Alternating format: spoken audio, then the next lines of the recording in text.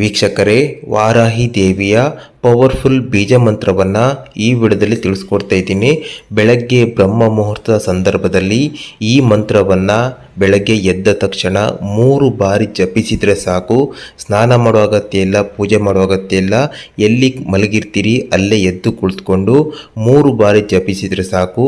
ಎಂತಹದೇ ಕಠಿಣ ಸಮಸ್ಯೆ ಇದ್ರೂ ಕೂಡ ಅದು ಪರಿಹಾರ ಆಗುತ್ತೆ. ನಿಂತು ಹೋದ ಕಾರ್ಯ ಪೂರ್ಣ ಆಗುತ್ತೆ. ತಾಯಿಯ ಅನುಗ್ರಹದಿಂದ ನಿಮ್ಮ ಜೀವನದಲ್ಲಿ ಎಂತಹದೇ ಸಮಸ್ಯೆಯನ್ನು ಎದುರಿಸ್ತಿದ್ರು ಕೂಡ ಅದು ಕೆಲವೇ ದಿನದಲ್ಲಿ ದೂರ ಆಗುವುದನ್ನು ನೀವು ಕಣ್ಣಾರೆ ನೋಡ್ತೀರಿ. ಆದರೆ ಈ ಮಂತ್ರವನ್ನು ಬೆಳಗ್ಗಿನ ಸಮಯದಲ್ಲಿ, ಅಂದರೆ ಬ್ರಹ್ಮ ಮುಹೂರ್ತದ ಸಂದರ್ಭದಲ್ಲಿ ನೀವು ಉಚ್ಚರಿಸಬೇಕಾಗುತ್ತೆ. ಬೆಳಗ್ಗೆ 3:35 ನಂತರ ಪ್ರಕೃತಿಯಲ್ಲಿ ಎಲ್ಲ ದೇವತೆಗಳು ಸಂಚರಿಸುವ ಸಮಯ. ಹಾಗಾಗಿ ಈ ಸಮಯದಲ್ಲಿ ನೀವು ಅಮ್ಮನ ಈ ಮಂತ್ರವನ್ನು, ಪವರ್ಫುಲ್ 3 ಅಕ್ಷರದ ಬೀಜ ಮಂತ್ರವನ್ನು ನೀವು 3 ಬಾರಿ ಜಪಿಸಬೇಕಾಗುತ್ತೆ. ಹೌದು, ಸ್ನಾನ ಮಾಡುವ ಅಗತ್ಯ ಇಲ್ಲ. ಎಲ್ಲಿ ನೀವು ಮಲಗಿರ್ತೀರಿ ಅಲ್ಲೇ ಕುಳಿತುಕೊಂಡು ಜಪಿಸಬೇಕಾಗುತ್ತೆ. ನೀವು ಏನು ಸಂಕಲ್ಪ ಇಟ್ಕೊಂಡಿದ್ದೀರಿ ಅಥವಾ ಏನು ಗುರಿ ಆಗಬೇಕಾಗಿದೆ ಅಥವಾ ಏನು ನೀವು ಸಂಕಷ್ಟವನ್ನು ಎದುರಿಸ್ತಿದ್ದೀರಿ, ಸಮಸ್ಯೆಯಲ್ಲಿ ಸಿಲುಕಿದ್ರಿ ಅಥವಾ ಯಾವ ಕೆಲಸ ನಿಮ್ಮದು ಅಪೂರ್ಣವಾಗಿದೆ, ಪೂರ್ಣ ಆಗಬೇಕಂತ ಕಾಯ್ತಿದ್ದೀರಿ, ಎಲ್ಲವೂ ಕೂಡ ತಾಯಿಯ ಅನುಗ್ರಹದಿಂದ ಕೆಲವೇ ದಿನಗಳಲ್ಲಿ ಪವಾಡ ರೀತಿಯಲ್ಲಿ ಸಂಭವಿಸುತ್ತೆ, ಸತ್ಯವಾಗುತ್ತೆ. ಹೌದು, ಅಮ್ಮನ ಈ ಪವರ್ಫುಲ್ ಬೀಜ ಮಂತ್ರವನ್ನು 3 ಬಾರಿ ಜಪಿಸಿದರೆ ಸಾಕು. ಬ್ರಹ್ಮ ಮುಹೂರ್ತದಲ್ಲಿ ಎಂತಹ ಕೋರಿಕೆ ಇದ್ರೂ ಕೂಡ ನೆರವೇರುತ್ತೆ. ನಿಂತು ಹೋದ ಕಾರ್ಯ ಪೂರ್ಣ ಆಗುತ್ತೆ. ಹೌದು, ಅಷ್ಟೇ ಅಲ್ಲ, ಇದಕ್ಕೆ ಯಾವುದೇ ರೀತಿಯಲ್ಲಿ ನೀವು ಸ್ನಾನ ಮಾಡುವಂಥ ಅಗತ್ಯ ಇಲ್ಲ, ಪೂಜೆ ಮಾಡುವಂಥ ಅಗತ್ಯ ಇಲ್ಲ. ಎಲ್ಲಿ ಮಲಗಿರ್ತೀರಿ ಅಲ್ಲೇ ಕೂತ್ಕೊಂಡು ಉಚ್ಚರಿಸಬೇಕಾಗತ್ತೆ. ಆದರೆ ಬೆಳಗ್ಗೆ 3:35ಕ್ಕೆ ಸರಿಯಾಗಿ, ಅಂದರೆ ಬ್ರಹ್ಮ ಮುಹೂರ್ತದ ಸಮಯದಲ್ಲಿ ಇದನ್ನು ಉಚ್ಚರಿಸಬೇಕಾಗುತ್ತೆ. ಅಮ್ಮ ವಾರಾಹಿ ದೇವಿಯ ಹತ್ತಿರ ನಿಮ್ಮ ಸಂಕಲ್ಪವನ್ನು ಕಲ್ಪನೆ ಮಾಡಿಕೊಂಡು ಮನಸ್ಸಲ್ಲೇ ಹೇಳ್ಕೊಂಡು ಈ ಮಂತ್ರವನ್ನು ಜಪಿಸಿದರೆ ಸಾಕು. ಆಮೇಲೆ ಪವಾಡವನ್ನು ನೀವು ಕಣ್ಣಾರೆ ನೋಡ್ತೀರಿ. ವಾರಾಹಿ ಅಮ್ಮನ ಅನುಗ್ರಹದಿಂದ ನಿಂತು ಹೋದ ಎಲ್ಲ ನಿಮ್ಮ ಕೆಲಸ ಕಾರ್ಯಗಳು ಮತ್ತೆ ಪೂರ್ಣ ಆಗುತ್ತೆ. ನಿಮ್ಮ ಆಸೆಗಳು ಎಲ್ಲ ನೆರವೇರುತ್ತೆ. ನಿಮ್ಮ ಕನಸು ಎಲ್ಲ ನನಸಾಗುತ್ತೆ. ಇಲ್ಲಿ ನೀವು ವಾರಾಹಿ ಅಮ್ಮನ ಜೀವನ ಚರಿತ್ರೆ ಅಥವಾ ಹುಟ್ಟಿನ ಬಗ್ಗೆ ನಾವು ನೋಡೋದಾದರೆ ಅದರ ಬಗ್ಗೆ ಕಥೆಯಲ್ಲಿ ಉಲ್ಲೇಖವಿದೆ. ರಾಕ್ಷಸ ರಾಜನಾದ ಹಿರಣ್ಯಕಶ್ಯಪವನ್ನು ನರಸಿಂಹದೇವರು ಸಾಯಿಸುತ್ತಾರೆ. ಅದಾದ ನಂತರ ನರಸಿಂಹದೇವರು ಸಮಾಧಾನ ಆಗೋದಿಲ್ಲ. ಆಗ ದೇವತೆಗಳು ಹೆದರಿ ತಾಯಿಯನ್ನು ಪ್ರಾರ್ಥನೆ ಮಾಡ್ಕೊಳ್ತಾರೆ. ಆಗ ತಾಯಿ ಪ್ರತ್ಯಕ್ಷರಾಗಿ ದೇವತೆಗಳಿಗೆ ಭರವಸೆಯನ್ನು ನೀಡ್ತಾಳೆ. ನರಸಿಂಹದೇವರನ್ನ ಸಮಾಧಾನ ಮಾಡುವುದಾಗಿ ಭರವಸೆಯನ್ನು ನೀಡಿ ಭಗವಾನ್ ನರಸಿಂಹದೇವರನ್ನ ಸಮಾಧಾನ ಮಾಡಿ ಶಾಂತ ಮಾಡಿ ದೇವತೆಗಳಿಗೆ ರಕ್ಷಣೆಯನ್ನು ನೀಡ್ತಾಳೆ. ವಾರಾಹಿ ದೇವಿ ಭಗವಾನ್ ನರಸಿಂಹದೇವರನ್ನ ಶಾಂತಗೊಳಿಸಿದಂತೆ ನಿಜವಾಗಿ ಭಕ್ತಿಯಿಂದ ಪೂಜಿಸುವವರನ್ನ ಶಾಂತ ಮಾಡ್ತಾಳೆ. ಅಂದರೆ ಅವಳ ಎಲ್ಲ ಸಂಕಷ್ಟವನ್ನ ಆಕೆ ನೋಡ್ಕೊಳ್ತಾಳೆ. ನಿಮ್ಮ ಸುಖ ದುಃಖ ಕಷ್ಟ ಎಲ್ಲವನ್ನ ತಾಯಿ ನೋಡ್ಕೊಳ್ತಾಳೆ. ವಾರಾಹಿ ಅಮ್ಮನ ನೋಟ ಉಗ್ರವಾಗಿರ್ಬೋದು, ನೋಡೋದಕ್ಕೆ ಉಗ್ರವಾಗಿ ನಿಮಗೆ ಕಾಣಿಸ್ಬೋದು. ಆದರೆ ಹೃದಯದಿಂದ ನೋಡೋದಾದರೆ ತಾಯಿ ಮಗುವಿನ ಥರ ತನ್ನ ಭಕ್ತರ ಯಾವುದೇ ಬೇಡಿಕೆ ಇದ್ರೂ ಕೂಡ ಭಕ್ತಿಯಿಂದ ತಾಯಿಯನ್ನು ಧ್ಯಾನ ಮಾಡಿದ್ದೆ ಆದರೆ ತಾಯಿ ಕರುಣೆಯಿಂದ ಪ್ರೀತಿಯಿಂದ ಭಕ್ತರ ಎಲ್ಲ ಮನೋಕಾಮನೆಗಳನ್ನು ನೆರವೇರಿಸ್ತಾಳೆ. ಹೌದು, ಎಲ್ಲ ಆಸೆಗಳನ್ನು ಪೂರೈಸ್ತಾಳೆ. ಮಕ್ಕಳಿಲ್ಲದವರಿಗೆ ಮಕ್ಕಳ ಭಾಗ್ಯವನ್ನು ನೀಡ್ತಾಳೆ. ಹೌದು, ನೀವು ಮದುವೆಯಾಗಿ ತುಂಬ ವರ್ಷ ಆಯಿತು, ಸಂತಾನ ಭಾಗ್ಯ ಇಲ್ಲ, ಎಲ್ಲ ದೇವರಿಗೆ ಹರಕೆ ಹೊತ್ತಾಯಿತು, ಆದರೂ ಕೂಡ ಮಗು ಆಗ್ತಿಲ್ಲ. ಆದರೆ ವಾರಾಹಿ ಅಮ್ಮನ ಕರುಣೆಯಿಂದ ಕೆಲವೇ ದಿನಗಳಲ್ಲಿ, ಇದನ್ನು ಮಾಡಿದ ಕೆಲವೇ ದಿನಗಳಲ್ಲಿ ನೀವು ಮಕ್ಕಳ ವಿಷಯದಲ್ಲಿ, ಸಂತಾನ ಭಾಗ್ಯ ವಿಷಯದಲ್ಲಿ ಶುಭ ಸುದ್ದಿಯನ್ನು ಕೇಳ್ತೀರಿ. ಅದೇ ರೀತಿ ಎಜುಕೇಷನ್ ಮುಗಿಸಿ ತುಂಬ ವರ್ಷ ಆಯಿತು, ನೌಕರಿಯನ್ನು ಹುಡುಕ್ತಾ ಇದ್ದೀರಿ, ಜಾಬ್ ಹುಡುಕ್ತಾ ಇದ್ದೀರಿ, ನಿಮಗೆ ಸಿಗ್ತಾ ಇಲ್ಲ.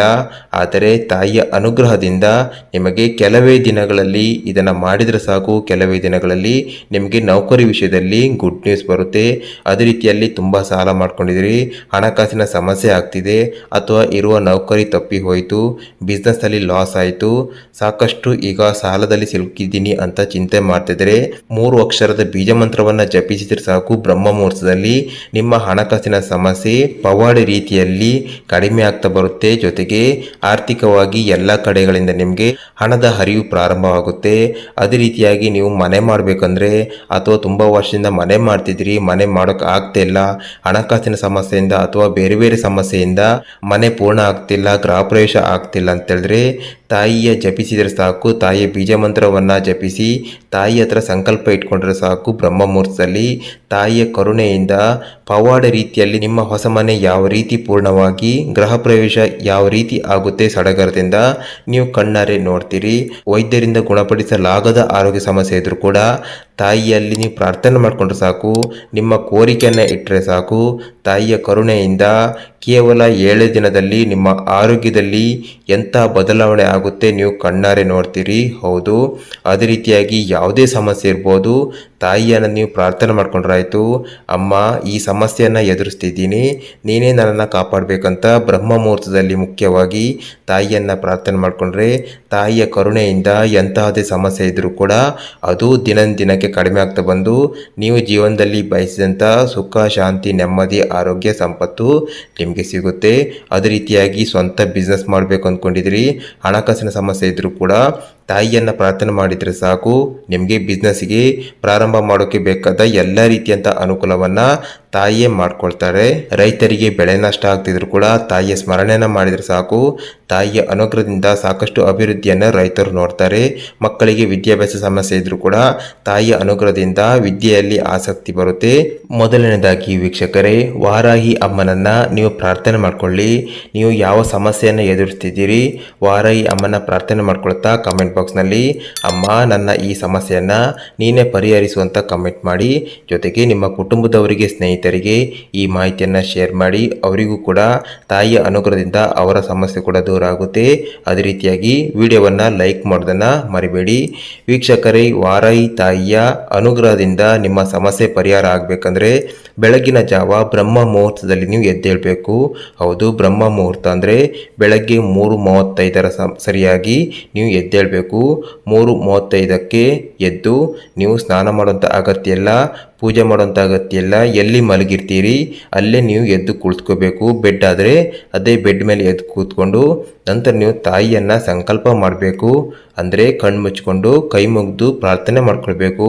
ಉದಾಹರಣೆಗೆ, ನೀವು ಸುಮಾರು ವರ್ಷ ಆಯಿತು ಮನೆ ಕಟ್ಟೋಕ್ಕೆ ಪ್ರಯತ್ನ ಮಾಡ್ತಿದ್ದೀರಿ, ಆದರೆ ಹಣಕಾಸಿನ ಸಮಸ್ಯೆಯಿಂದ ಅಥವಾ ಬೇರೆ ಸಮಸ್ಯೆಯಿಂದ ಮನೆ ಪೂರ್ಣ ಆಗ್ತಿಲ್ಲ ಅಂತ ಹೇಳಿದ್ರೆ ತಾಯಿ ಹತ್ರ ಬೇಡ್ಕೊಳ್ಬೇಕು.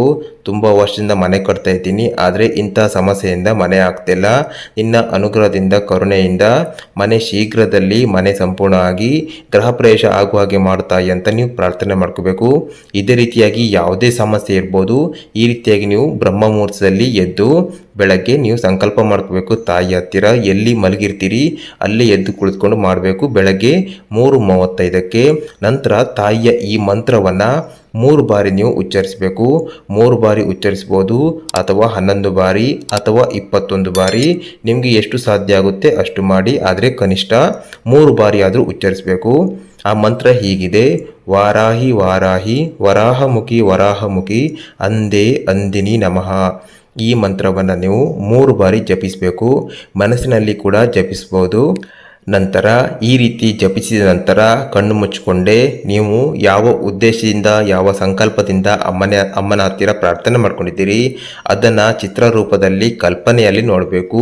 ಉದಾಹರಣೆಗೆ, ನೀವು ಮನೆ ಆಗಬೇಕು ಅಂದ್ಕೊಂಡಿದ್ರೆ ನೀವು ಮನೆ ಸಂಪೂರ್ಣ ಆದ ನಂತರ ನಿಮ್ಮ ಮನೆ ಯಾವ ರೀತಿ ಕಾಣಿಸುತ್ತೆ, ಅದೇ ರೀತಿ ಗೃಹ ಪ್ರವೇಶ ಯಾವ ರೀತಿ ಆಗುತ್ತೆ, ನಿಮ್ಮ ಗೃಹ ಪ್ರವೇಶ ದಿನ ಯಾರೆಲ್ಲ ಬರ್ತಾರೆ, ಈ ರೀತಿಯಾಗಿ ಎಲ್ಲ ಒಂದು ಸಡಗರದ ದಿನವನ್ನು, ಆ ಗೃಹ ಪ್ರವೇಶದ ದಿನವನ್ನು ನೀವು ಮನಸ್ಸಿನಲ್ಲಿ ಕಲ್ಪನೆ ಮಾಡ್ಕೋಬೇಕು. ಕಲ್ಪನೆ ಮಾಡಿಕೊಂಡು ಇದನ್ನು ಒಂದು 5 ನಿಮಿಷಗಳ ತನಕ ನೀವು ನಿಮ್ಮ ಮನೆಯನ್ನು ಸಂಪೂರ್ಣವಾಗಿ ನೋಡಬೇಕು. ಕಲ್ಪನೆಯಲ್ಲಿ ನಿಮ್ಮ ಕನಸಿನ ಮನೆಯನ್ನು ಕಲ್ಪನೆ ಮಾಡಿಕೊಂಡ ನಂತರ ತಾಯಿಗೆ ನೀವು ಧನ್ಯವಾದವನ್ನು ಹೇಳಬೇಕು.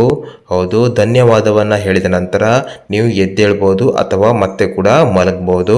ವೀಕ್ಷಕರೇ, ಈ ಮಂತ್ರ ನಿಮಗೆ ತುಂಬ ಸುಲಭ ಅನಿಸ್ಬೋದು, ತುಂಬ ಸರಳ ವಿಧಾನ ಅನಿಸ್ಬೋದು, ಆದರೆ ಈ ಮಂತ್ರ ಎಷ್ಟು ಚಿಕ್ಕದಾಗಿದ್ರೂ ಕೂಡ, ಇಷ್ಟು ಸರಳವಾಗಿದ್ರೂ ಕೂಡ ಇದು ಮಾತ್ರ ತುಂಬ ಪವರ್ಫುಲ್ ಆಗಿ ನಿಮ್ಮ ಲೈಫ್ನಲ್ಲಿ ನಿಮಗೆ ಸಹಾಯ ಮಾಡುತ್ತೆ. ಒಮ್ಮೆ ಇದನ್ನು ನೀವು ಮಾಡಿದರೆ ಸಾಕು, ಪ್ರತಿದಿನ ಮಾಡಿದರೆ ತುಂಬ ಒಳ್ಳೆಯದು. ಅಥವಾ ಒಂದು ದಿನ ಅಥವಾ ಶುಕ್ರವಾರ ಮಾಡಿದ್ರು ನಿಮಗೆ ಇದರಿಂದ ಒಳ್ಳೆಯ ರಿಸಲ್ಟ್ ಬರುತ್ತೆ. ಈ ರೀತಿಯಾಗಿ ನೀವು ತಾಯಿಯನ್ನು ಪ್ರಾರ್ಥನೆ ಮಾಡಿಕೊಂಡ್ರೆ ಸಾಕು, ನಿಮ್ಮ ಕನಸಿನ ಮನೆ ಅಥವಾ ನಿಮ್ಮ ಯಾವುದೇ ಬೇಡಿಕೆ ಇಟ್ಟರೂ ಕೂಡ ಅದು ಕೆಲವೇ ದಿನಗಳಲ್ಲಿ ಪವಾಡ ರೀತಿಯಲ್ಲಿ ಸತ್ಯವಾಗುವುದನ್ನು ನೀವು ಕಣ್ಣಾರೆ ನೋಡ್ತೀರಿ. ಹೌದು, ಇದನ್ನು ನೀವು ಪ್ರತಿದಿನ ಮಾಡಿದರೆ ತುಂಬ ಒಳ್ಳೆಯದು. ಅಥವಾ ಶುಕ್ರವಾರ ಅಥವಾ ಅಮಾವಾಸ್ಯೆ ಹುಣ್ಣಿಮೆ ದಿನ ಅಥವಾ ಗ್ರಹಣದ ದಿನಗಳಲ್ಲಿ ಮಾಡಿದರೆ ತುಂಬ ಒಳ್ಳೆಯದು. ಇದನ್ನು ನೀವು ಮಾಡ್ತಾ ಬನ್ನಿ. ತಾಯಿಯ ಅನುಗ್ರಹದಿಂದ ನಿಮ್ಮ ಜೀವನದಲ್ಲಿ ಅಡೆತಡೆಯಾಗಿದ್ದ ಎಲ್ಲ ಸಮಸ್ಯೆಗಳು ದೂರ ಆಗಿ ಜೀವನದಲ್ಲಿ ನೀವು ಬಯಸಿದಂಥ ಸುಖ, ಶಾಂತಿ, ನೆಮ್ಮದಿ, ಆರೋಗ್ಯ ಎಲ್ಲವನ್ನು ನೀವು ಕಣ್ಣಾರೆ ನೋಡ್ತೀರಿ. ಜೀವನದಲ್ಲಿ ಸುಖಮಯ ಜೀವನವನ್ನು ತಾಯಿ ನಿಮಗೆ ಅನುಗ್ರಹಿಸ್ತಾಳೆ. ಎಲ್ಲರೂ ಕೂಡ ತಾಯಿಯನ್ನು ಸ್ಮರಣೆ ಮಾಡಿಕೊಂಡು ನಿಮ್ಮ ಕೋರಿಕೆಯನ್ನು ಕಮೆಂಟ್ ಬಾಕ್ಸ್ನಲ್ಲಿ ತಿಳಿಸಿ. ಈ ವಿಡಿಯೋವನ್ನು ಲೈಕ್ ಮಾಡಿ, ಜೊತೆಗೆ ನಿಮ್ಮ ಕುಟುಂಬದವರಿಗೆ ಎಲ್ಲರಿಗೂ ಶೇರ್ ಮಾಡಿ. ಮುಂದಿನ ವಿಡಿಯೋದಲ್ಲಿ ಮತ್ತೊಂದು ಪವರ್ಫುಲ್ ಪೂಜಾ ವಿಧಾನವನ್ನು, ಪವರ್ಫುಲ್ ಮಂತ್ರವನ್ನು ನಿಮಗೆ ತಿಳಿಸ್ಕೊಡ್ತೀನಿ. ಅದು ನಿಮಗೆ ಮಿಸ್ ಆಗಬಾರ್ದಂದ್ರೆ ನಮ್ಮ ಚಾನಲ್ಗೆ ಈ ಕೂಡಲೇ ಸಬ್ಸ್ಕ್ರೈಬ್ ಮಾಡ್ಕೊಳ್ಳಿ.